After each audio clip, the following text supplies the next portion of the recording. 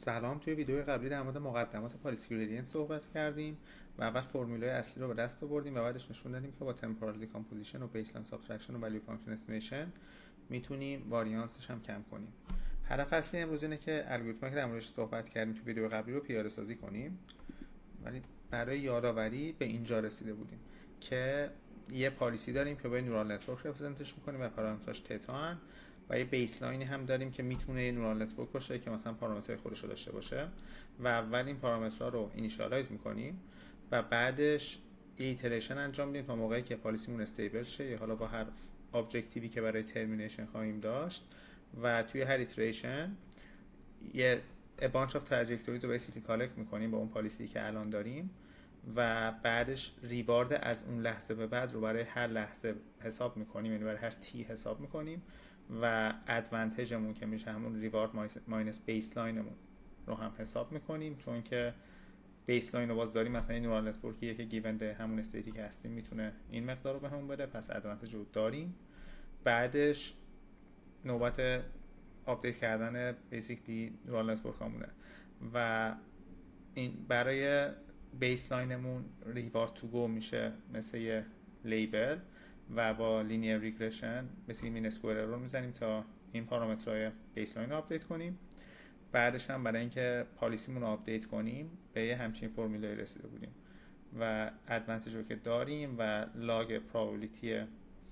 اکشن هایی که تیک کردیم هم داریم و گردنش رو میگیریم و یه بک پروپاگیشن آپدیت انجام میدیم. حالا بریم اینو از very اسکرچ ایمپلمنت کنیم. اوکی،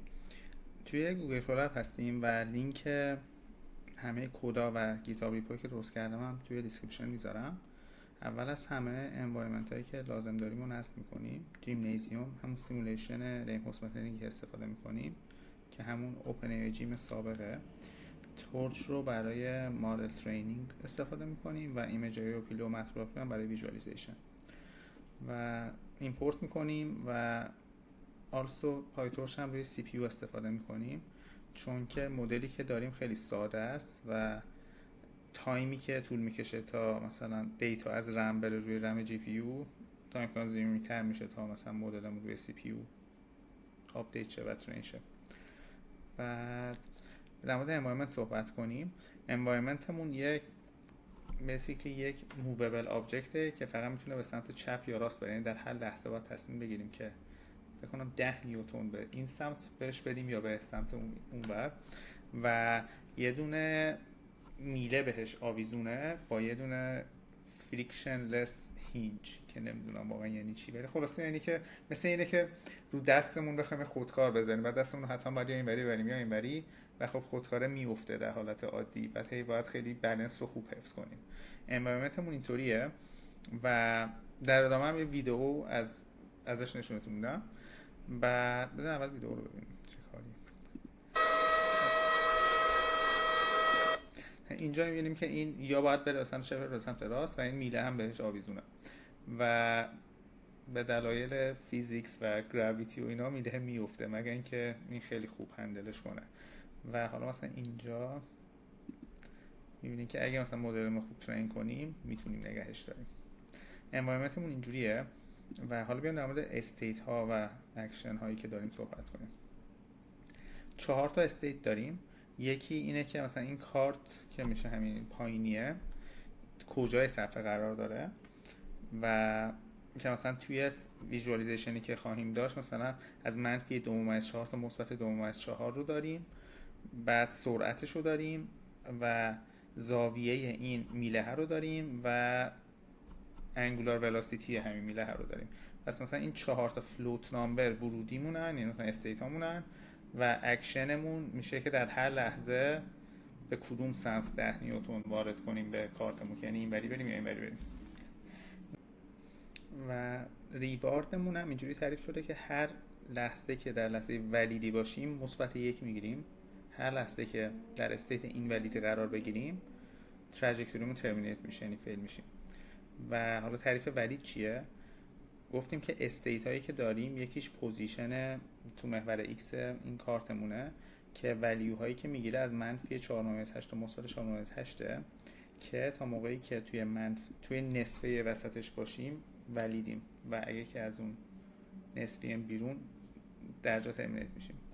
و زاویه هم مقادیری که مثلا توی استیتمون وجود داره از منفی تا مثبت 24 درجه است که تا موقعی که تو مثبت منفی 12 باشیم ولیدیم، یعنی در اون لحظه داریم یه ریوارد میگیریم و از سون از که از اونجا بیایم بیرون اپیزودمون ترمینیت میشه. و حالا اینو بخوایم ویژوالایز هم کنیم همین انوایرمنت تو سیمولیشن همچین انوایرمنتیه که مثلا اینجا میشه مثبت 4 و 8، اینجا میشه منفی 4 و 8 و ما این وسطاش هستیم، یعنی مثلا الان ولیدیم. و این باید پالیسیه که ترین کردیم ویژوالایز کردیم، یعنی یکم اسپول شد الان، ولی خب یعنی که در ادامه این ویدیو پالیسی رو جوری ترین کنیم که موفقیت آمیز باشیم. و اینم در ادامه گفته که تا سقف 500 تا اپیزود، یعنی هر موقع هم که 500 بشیم اپیزودمون ترانکیت میشه، یعنی در واقع مثلا ریواردی که گرفتیم میشه مثبت 500 از اون تراجکتوری و ساکسسفولی ترانکیت میشیم. پس کلمه ترمینیتر رو واسه وقتی که این بیسیکلی این دو تا چیزی که گفتم در مورد زاویه و سرعت وایلیت بشه استفاده میکنیم و کلمه ترانکیت رو وقتی که به یعنی تی بشه 500. و اینم که فرمول ونیلا پالیسی گریدینتمونه که ریوارد تو گو رو داریم و توی ونیلا پالیسی گریدینت ماینس بیسلاین هم میکنیم، ولی توی رینفورس که مثلا الگوریتم اولیه بیفور ادینگ بیسلاین بود این بیسلاین رو هم نداریم و حالا هر دوتاش رو ایمپلمنت میکنیم و میبینیم که اینی که بیسلاین رو اضافه میکنیم یکم استیبل تره. اوکی. یه کلاس نورال نتورک درست میکنیم که بهش پالیسی نتورکمون و میگم چون ورودیمون 4 بعدیه خیلی نتورک ساده ای میتونه باشه که دو تا فولی کانکتد داشته باشه که مثلا از 4 به 28 بریم و 128 بریم و یه دونه دیگه باز برای ادینگ کامپلکسیتی و در نهایت بریم به اکشن دیمنشنمون که تو این مثال گفتیم 2. و وقتی که فوروارد پس رو میخوایم انجام بدیم از همین یه صاف فکت میزنیم over the last dimension که مثلا اینجا فرض کنین بچ شیپمون میشه بچ سایز by 2 چون اکشن دیمنشن 2 و over the last dimension که دیمنشن اکشن دیمنشنمونه میخوایم صاف مکس رو انجام بدیم که باز خروجیمون هم همین شیپ رو خواهد داشت، فقط last dimensionش probability میشه.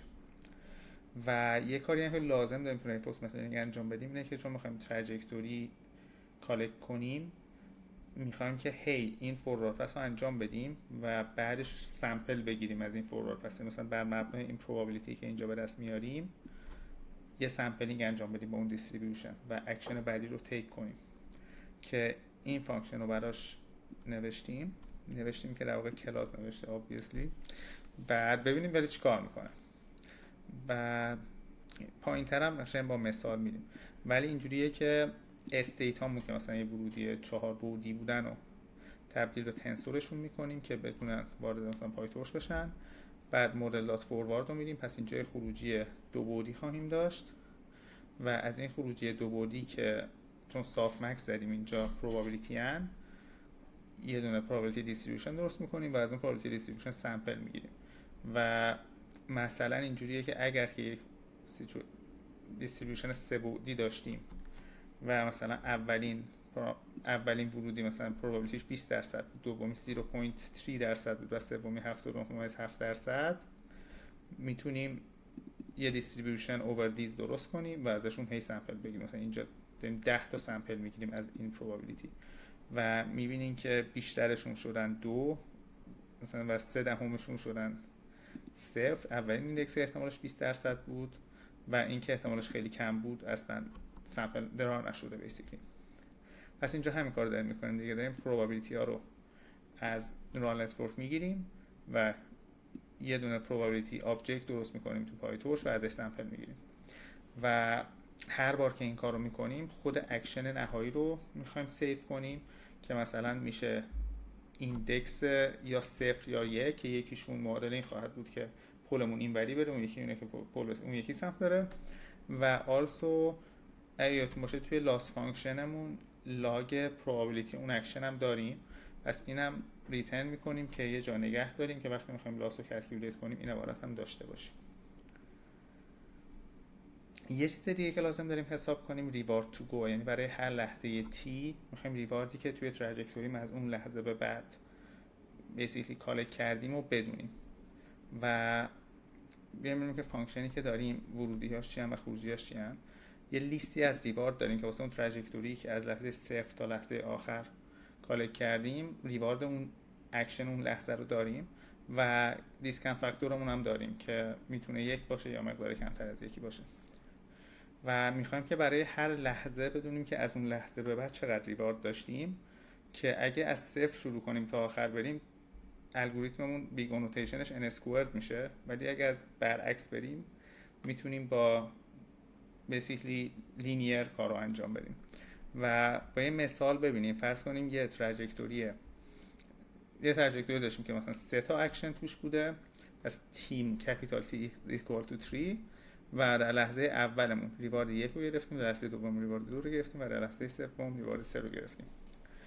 اگر که گاما 1 باشه میتونیم بگیم که ریوارد تو گوی اکشن آخرمون پس میشه آر کپیتال تیمون میشه 3 میشه آخرین اکشن، ریوارد تو گوی اکشن یکی مونده به آخرمون میشه اکشن یکی مونده به آخر به اضافه ریوارد تو گوی که در لحظه بعدش داریم و چون که دیسکانت فاکتور هم اینجا لحاظ میشه دیگه که اگه که مثلا میخوایم گامامون 0.9 باشه به بعدی ها باید 0.9 بدیم، پس هر چی از بعد داریم رو ضرب در دیسکانت فاکتور میکنیم، پس فرمولا میشه ریوارد اون لحظه ضرب در ریوارد یه لحظه بعدش یا ریوارد تو گوی یه لحظه بعدش مالتیپلاید بای گاما و ریوارد اولین ایندکسمون هم میشه 1 که این 1 یعنی اولین ریواردی که در لحظه گرفتیم مالتیپلاید بای این ریوارد تو گوی لحظه بعدیش باز که اینجا 5 بوده و کدش هم اینجوری میشه دیگه که مثلا جی که میشه رانینگ ریوارد تو گومون رو اولش با صفر اینیشالایز میکنیم و ریترن هامون هم یه لیست میکنیم که دیدیم که همینجوری که اینجا اولین چیزی که به دست آوردیم آخرین ریوارد بود، پس لیستمون رو در نهایت ریورس خواهیم کرد و با این تریک ها میتونیم توی بیگ او آف ان ریوارد تو گو رو کلکولیت کنیم و بازم از فانکشن ریورس بیسیکلی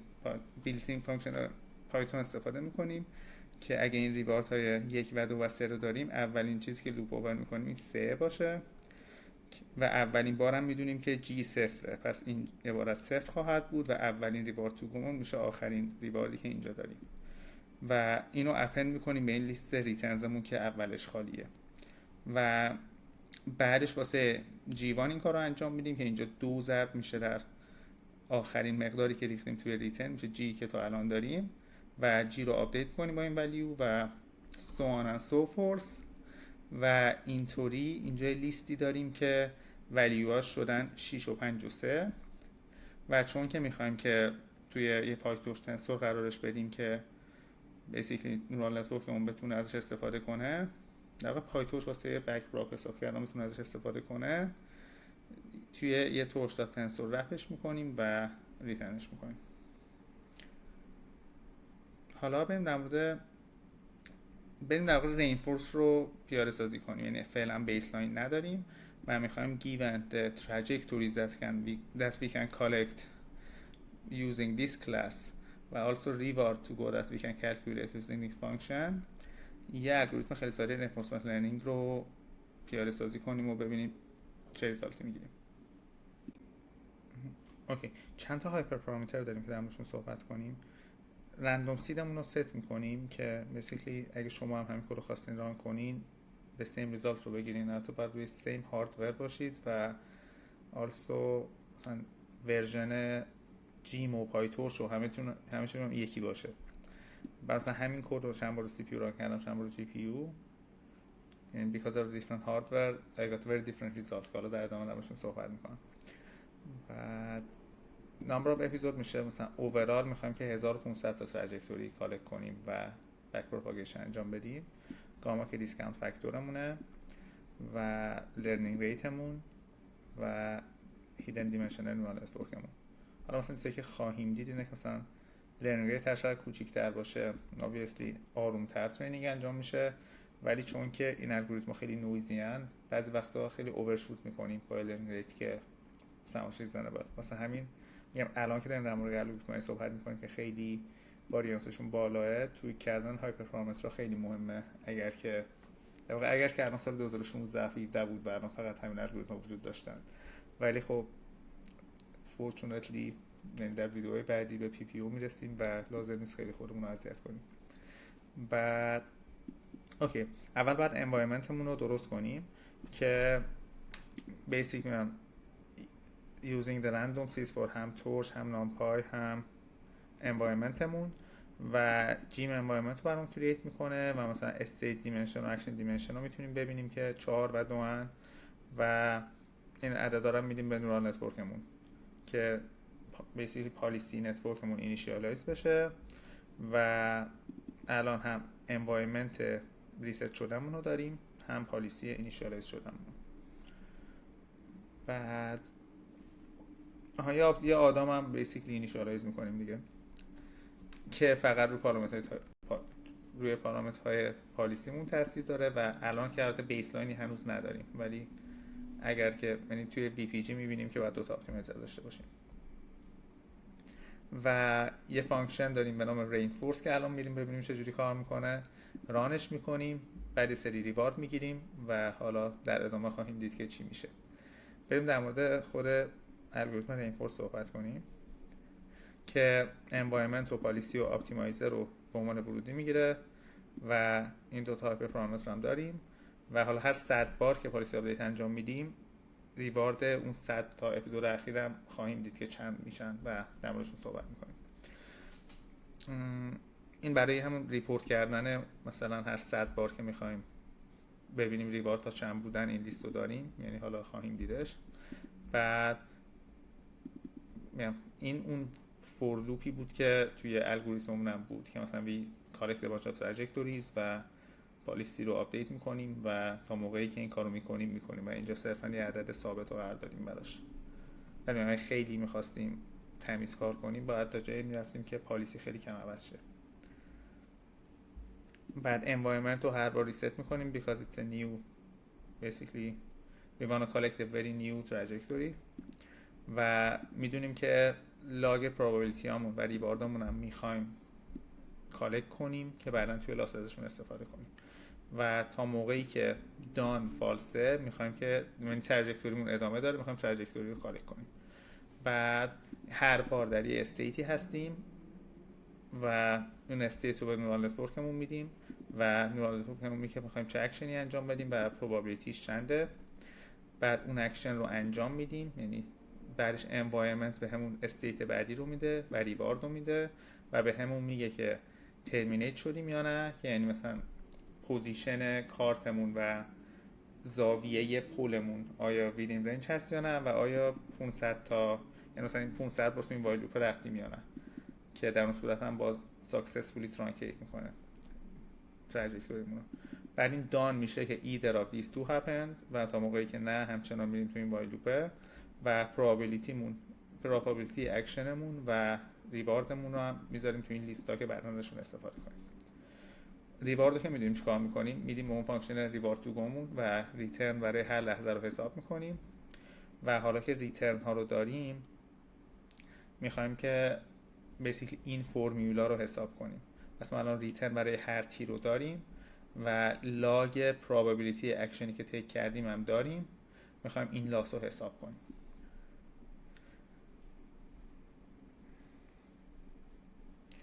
و خب اینجا بیسیکلی وقتی که 2 تا لیست داریم که سایزشون یکسانه، زیپ باعث میشه که over the same index هر کدومشون لوپ رو انجام بدیم و میدونیم که لاگ پراب هر کدوم از این تی ها ضرب در ریوارد اون لحظه ضربشون در همو اگر که همشون رو انجام بدیم باز یه لیست داریم که سایزش به اندازه سایز تراجکتوری مونه و اینجا تورش استک فانکشنیه که یه لیست رو میگیره و یک وان دیمنشنال تنسور با اون سایز به همون میده. مثلا اگه که این تراجکتوری مثلا بعد 21 اپیزود ترمینیت شده باشه، اینا هر کدومشون یه لیست یعنی پایتون لیست با سایز 21 هم و اینجا هم باز پایتون لیست با سایز 21 داریم و اینجا یه دونه تورش تنسور با شیپ 21 داریم و جمع اینا میشه لاسمون. و حتی این پایینتر توی دیباگ مود میبینیم که ما همین کار رو انجام میدیم. برای که اسیومی که این لاسمون باشه که پایین حسابش میکنیم باز، یعنی این استپ بای استپ وی اپتیمایزرمون رو زیرو گرد رو روش انجام میدیم که میدونیم که به خاطر چین رول ممکنه که، یعنی کلا به خاطر چین رول بعضی از گرادیانا بیش از یک بار قرار استفاده بشن، واسه همین ولیوشون رو نگه میداریم و جمع میشن با هم. یعنی واقعا نباید هی خود اتوماتیکلی زیرو قرار بدیم بعد اینکه از یک گرادیان استفاده کردیم، ولی چون که اینجا یک استپ جدیده پس زیرو گرد رو انجام میدیم و لاسمون رو حساب میکنیم و بر مبنای لاسی که حساب کردیم اپتیمایزر پارامترامون رو آپدیت میکنه.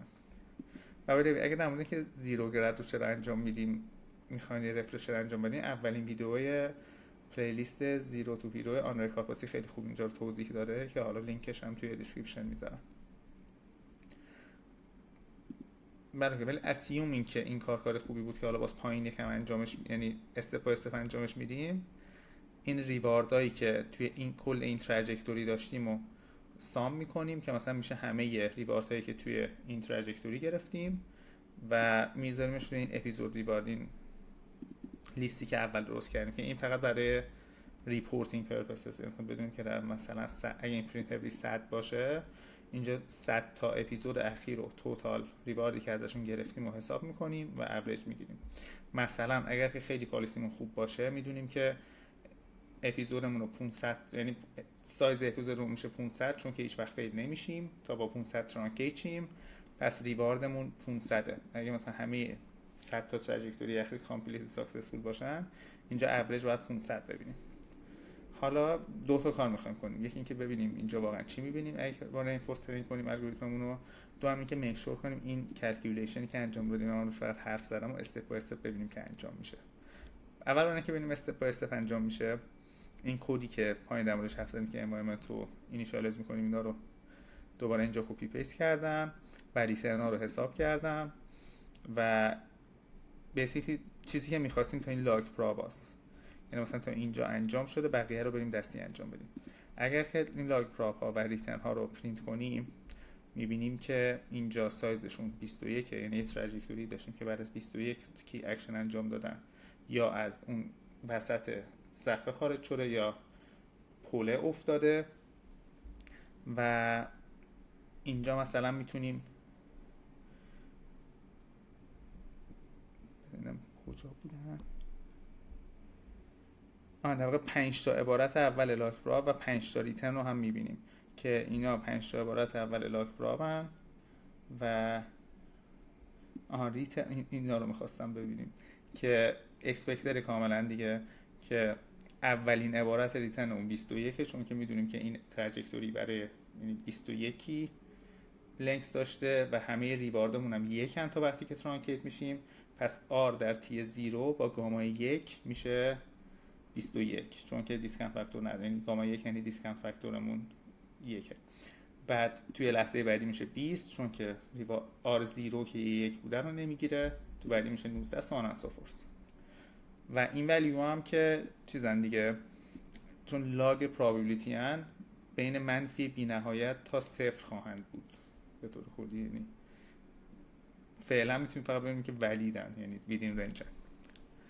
بعد اینجا همونجوری که گفتم باز این دوتا لیست شیپشون یکسانه، پس میتونیم یعنی they can iterate through together و ترم های لاس رو حساب میکنیم و باز میبینیم که این ترم های لاس هم، یعنی این لاس ترمز هم یک لیسته که لنگسش 21 و اینجا با استک رو استفاده میکنیم که همین بیسیکلی لیست با سایز 21 تبدیل بشه به یک تورش تنسور با سایز 21 و بعدش هم که این جمع این عددا میشه لاسمون که یک تک عدده بیسیکلی که آلسو اینجا هم نشون میده که توی بیسیکلی داینامیک گراف پای تورش وجود داره، بیسیکلی یعنی گراد اف ان داره. اوکی بریم ببینیم که حالا این اوریجامون چند شدن. اینجا صحبت کردیم که هر 100 تا تراجکتوری که کالکت میکنیم و بک‌پراپ میکنیم روشون رو میانگین ریوارد هر 100 تا رو میخوایم ببینیم. میبینیم که شروع میکنه افزایش پیدا کردن و زیاد میشه ولی ات سام پوینت یهو کم میشه که دلیلی هم که داره اینه که بعضی وقتا که بک پروپاگیشن انجام میدیم یهو زیادی یه آپدیت انجام میدیم که یه اوورشوت انجام میشه بیسیکلی و بعد دوباره باید تلاش کنه برگرده همون جایی که بوده، که نشون میده که چقدر این الگوریتم آن استیبله. و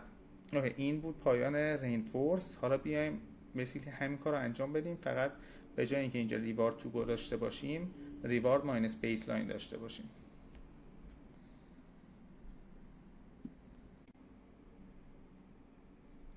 اوکی،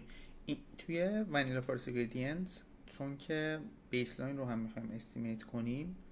نیاز به نورال نتورک دیگه داریم که اینجا تعریفش کردیم، که البته این دو تا نورال نتورک که الان داریم میتونن یه نورال نتورک باشن با دو تا هد، یعنی مثلا یه بخشی از وزناشون با هم شرط باشه و دو تا هد برای تصمیم گیری داشته باشن، ولی اینجا حالا دو تا نورال نتورک جدا پیاده سازی کردیم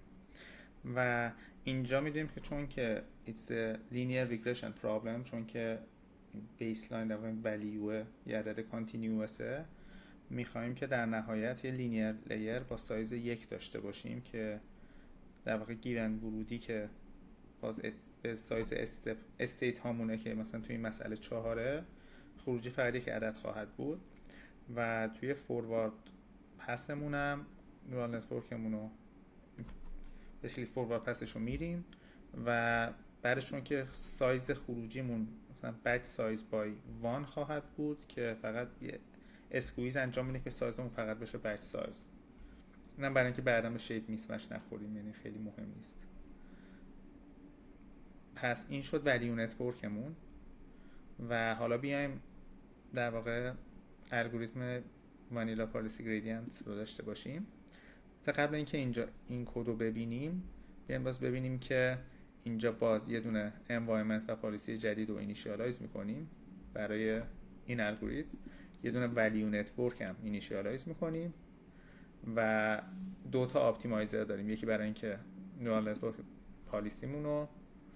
بیسیکلی آپدیت کنیم، یکی برای اینکه نورال نتورک ولیو استیمیشنمون رو آپدیت کنیم و این الگوریتم VPG with baseline رو ران میکنیم و یه سری ریوارد میگیریم که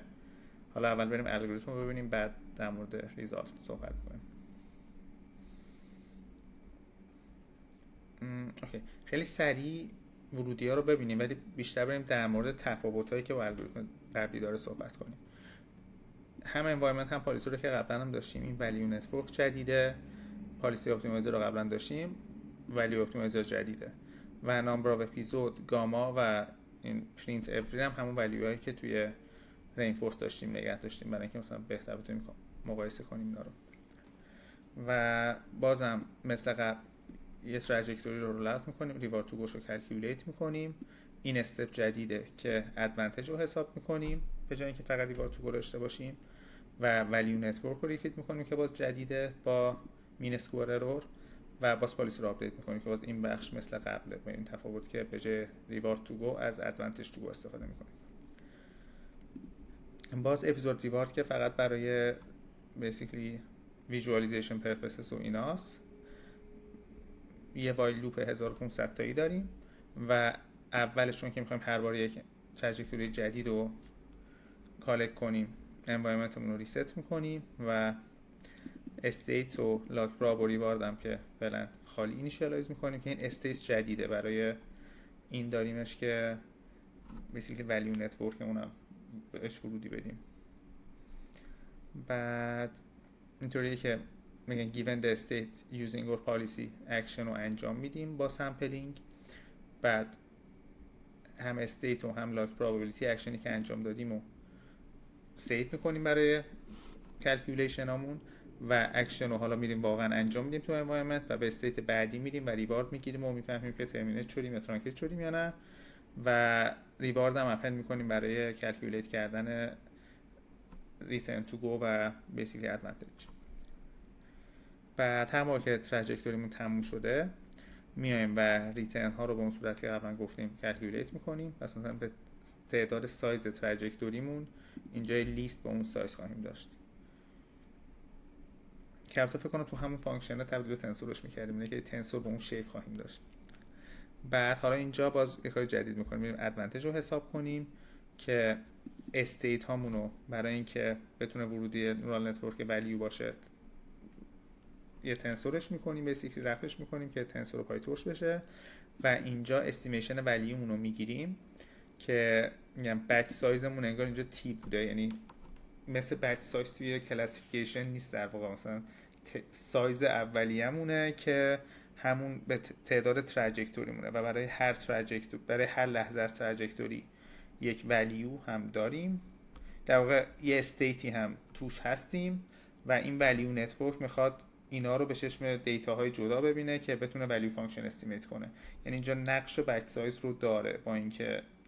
این یعنی کانسپت پشتش متفاوته. پس اینجا یه تنسور ولیوز میگیریم که اعدادش یعنی باوندد نیستن، کاملا لینیر ریگرشن انجام دادیم و شیپش هم که اینه و یادتون باشه تو اسلایدمون هم نورال نتورک ولیو استیمیشن رو با فایل نشون دادیم پارامتراشو. اوکی، حالا میخوایم در مورد این دوتا دات دیتچ صحبت کنیم که اینجا برای ولیو ها رو داریم دیتچ فانکشن رو بهشون اد کردیم و اینجا برای ریترن ها که خیلی هم مهمن. دلیلشون هم اینه که ما برای پالیسیمون که مثلا وقتی که داریم گرادیان اوور تتا میگیریم نمیخوایم که این آپدیتی که اپتیمایزر پالیسیمون انجام میده روی پارامترهای ولیو فانکشنمون، پارامترهای مربوط استیمیت کردن بیسلاینمون تأثیر گذار باشن و آلسو نمیخوایم که وقتی که این بیسلاین استیمیتورمون که این نورال نتورک جدیدمون بود که ولیو رو استیمیت میکرد داره اپتیمایزیشن خودش رو انجام میده، نمیخوایم که روی این ولیو مربوط ریترن تأثیر گذار باشن. چرا؟ چون که it's action thing، میخوایم که پالیسی رو اونا تأثیر بذاره. و در حالت عادی چه اتفاقی میفته؟ همه این کلکیولیشن که داریم انجام میدیم که اینا مثلا فورورد پسشونه، پایتورش خودش on the back end میره چیزم انجام میده، مثلا بک یعنی واسه هر کدومشون گرادیان هم داره که مثلا اینجا مثلا اینجا که عبارت مثلا اگه بگیم x مساوی y منهای z باشه، مشتق x نسبت به y میشه مثلا یه چیزی و نسبت به z میشه یه چیزی، یعنی the exist. بعد اگر که این دیتچ ها رو نذاریم، مثلا وقتی که داریم بک پروپاگیشن انجام میدیم که اگه بخوایم تریسش کنیم میبینیم که اینجا پالیسی لاس یه ربطی به ادوانتج داره و وقتی که پالیسی لاس دات بکوارد رو انجام میدیم، بکوارد ولیو های ادوانتج بیسیکلی آپدیت میشن، یعنی حساب میشن اینجوری بگیم. و اینجا در حالت عادی بکوارد ولیو های این ولیوز هم حساب میشن، ولی ما نمیخوایم که حساب شن و نمیخوایم که مثلا اپتیمایزر پالیسیمون این ولیو ها رو تغییر بده. برای همین این دوتا دیتچ رو میذاریم که اینا بکواردشون از توی کامپیوتیشنال گراف بیاد بیرون و در واقع با انجام این دوتا کار دیگه مثلا همه چی آماده است. یعنی مثلا فوروارد پسامون رو که صحبت کردیم چجوری انجام میدیم و حالا آماده ایم که اینجا برای ولیو فانکشنمون لاس رو حساب کنیم و اپتیمایزر استپ انجام بدیم و بعدش هم اینجا باز خیلی شبیه قبله که فقط به جای اون ریترن ها که اینجا بود ریترن ماینس ولیو ادوانتج رو داریم برای حساب، یعنی لاگ پراب رو ضرب در ادوانتج میکنیم به جای ریترن وقتی که بیسلاین هم اضافه شده به فرمولامون و حالا پالیسیمون ولیوش رو آپدیت میکنه. و باز ریواردی هم که داریم اپند میکنیم که بخوایم مثلا ببینیم توی هر 100 تا تراجکتوری اخیر اوریج ریوارد چقدر بوده بتونیم حسابش کنیم. و این شد الگوریتم ونیلا پالیسی گریدینتمون. و اگه بریم حالا رانش کنیم اینجا میبینیم که به عدد 500 خیلی نزدیک میشه. و یادتون باشه اگه همه چی پرفکت انجام میشد ریواردمون میشد 500 و مثلا اینجا توی 200 تا اپیزود آخر تقریبا رو 500، یعنی همشون ساکسس میکنن. و حالا در واقع اینجا این ریواردا که حساب کردیم و توی اینجا فقط ویژوالایز کردیم که میبینیم که نارنجیه اونیه که بیسلاین هم داره و میبینیم که اوورال با بیسلاین بهتر عمل میکنیم، ولی اگر رندوم سید رو عوض کنید this can change، یعنی مثلا واقعا اپیزودهای خواهید، یعنی بسیار پلاتهای خواهید دید که آبیه توش بالاتره و آلسو تو هر دوتاشون میبینید که یهو مثلا ریزالت ها بد میشن بعد یه مدتی خیلی خوب بودن و اینم دلیلش اینه که واقعا الگوریتم ها استیبل نیستن. و آلسو تا الان ما همیشه وقتی که یه اکشنی رو انجام میدادیم، مثلا اگه توی استیتی بودیم، پالیسیمون یه probability دیستریبیوشن بهمون میداد و با اون probability دیستریبیوشن سمپل میکردیم. اگه یادتون باشه اینجا مثلا من کلمه دیست رو سرچ کنم باید چیزایی بیاد. در واقع اینجوری بود که اوکی یعنی probabilitiesمون رو اینجا داشتیم، بعد over this probability sampling انجام میدادیم و این میشد اکشنمون. ولی الان داریم argmax انجام میدیم که the most likely probability رو، یعنی the most likely action رو همیشه انجام بدیم و این میشه مثلا greedy الگوریتم. ما میخوایم ببینیم که واسه هر کدوم از این دوتا پالیسی که ترین کردیم، یه بار بدون بیسلاین یه بار با بیسلاین، اگه اکشنی که پالیسی فهم کنه بهترین اکشن در هر لحظه رو انجام بدیم چی میشه، که توی ایوالویشن وقتی مثلا مدلمون ترین کردیم میک سنس میکنه این کارو کنیم. توی ترینینگمون همیشه میخوایم یکم رندومنس وارد کار کنیم که شاید مثلا اکشنی که الان احتمالش کم، مثلا نورال نتورک الان فهم کنه احتمالش کمتره، شاید اکشن بهتری باشه. واسه همین توی ترینینگ هیچ وقت آرمکس انجام نمیدیم، اونجا همیشه سامپل میکنیم. ولی اینجا که ترینینگمون انجام شده میک سنس میکنه که بخوایم آرمکس انجام بدیم. در واقع ترید آف تو بعضی مسائل شاید نخوایم، مثلا توی لنگویج مدل شاید بخوایم همچنان سامپل کنیم که مثلا LLM همیشه مثلا پردیکتبل نباشه که چی میگه شاید، ولی اینجا میک سنس میکنه که مثلا آرگمکس رو انجام بدیم. و باز یعنی تنها تفاوتی که با الگوریتم ترینینگمون داشت، باز مثلا همین استپ انجام میدیم، میبینیم تیم ترانکیتینا شدیم یا نه، ولی وارد حساب میکنیم. و کاری که اینجا کرده اینه که برای هر دو تا پالیسیمون حساب کرده و دیده که اگه 100 تا اپیزود رو اینجوری انجام بدیم با بیسلاین، اونی که بیسلاین داشت موفقیم، ولی واسه اونی که رینفورس خالی بود میانگین ریواردمون 182. و یه مثلا اینم گفته مثلا ساکسس کرایتریا اینه که مثلا این میانگین مثلا 100 تا اپیزود بشه مثلا 475 که میبینیم که BPG واقعا موفق شده ولی رینفورس نشده. ولی اگه رندومسی رو عوض کنید ممکن اصلا برعکس شه. و اینجا هم باز با آرگمکس وقتی که انجام داده بیسیکلی پالیسی رو وقتی ران کردیم همه استیت ها رو ریکورد کردیم و یک تبدیل به گیف شدن و میبینید که مثلا هر بار یکم باید این برون ور بره میره، ولی جوری میره که این میله نیفته. و پس ما توی این ویدیو در مورد ایمپلمنتیشن ونیلا پالیسی گریدینت الگوریتم صحبت کردیم و دیدیم که به طور کلی بیسلاین اضافه کردن واریانس رو کم میکنه و میتونیم ازش ریزالت بهتری بگیریم، ولی دیدیم که چقدر آنستیبلن این روش ها. توی ویدیوی بعدی در مورد اکتور کریتیک متد صحبت میکنیم که باز یکم واریانس رو کم کنیم و خیلی دوست داریم که به اینجا برسیم، خیلی دوست داریم که به PPO برسیم که میشه بیسیکلی کولاب نوتبوک شماره 3 مون. و خیلی ممنون که تو این ویدیو همراه هم بودین و به زودی میبینمتون.